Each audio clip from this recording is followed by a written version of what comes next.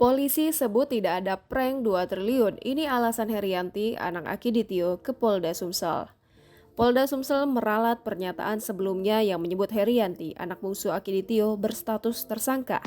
Kabid Humas Polda Sumsel, Kombes Supriyadi membantah pernyataan Dirintelkam Polda Sumatera Selatan, Kombes Pol Ratno Kuncoro yang sebelumnya menyebut Herianti telah menjadi tersangka terkait kasus hoaks sumbangan 2 triliun rupiah. Menurut Supriyadi, Herianti diundang ke Polda Sumsel untuk memberikan klarifikasi soal uang sumbangan 2 triliun yang juga belum cair. Herianti, anak bungsu Akiditio di Polda Sumsel pada Senin 2 Agustus 2021 siang. Herianti, kata Supriyadi, masih dimintai keterangan terkait sumbangan 2 triliun rupiah yang rencananya akan diberikan untuk penanganan pandemi COVID-19 di Sumsel.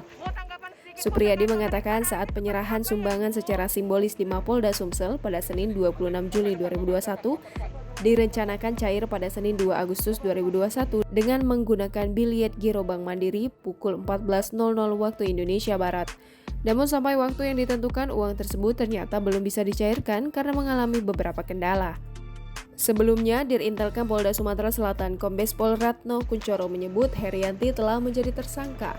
Pernyataan itu disampaikan Ratno saat bertemu Gubernur Sumsel Herman Deru pada pukul 14.20 waktu Indonesia Barat di kantor Gubernur Sumsel. Terkait perbedaan pernyataan, Kabid Humas Polda Sumsel Supriyadi menegaskan bahwa penetapan status tersangka merupakan kewenangan Ditkrimum Polda Sumsel. Sementara Direktur Reserse Kriminal Umum Polda Sumsel Kombes Pol Hisar Sialagan meminta masyarakat untuk bersabar terkait kasus tersebut.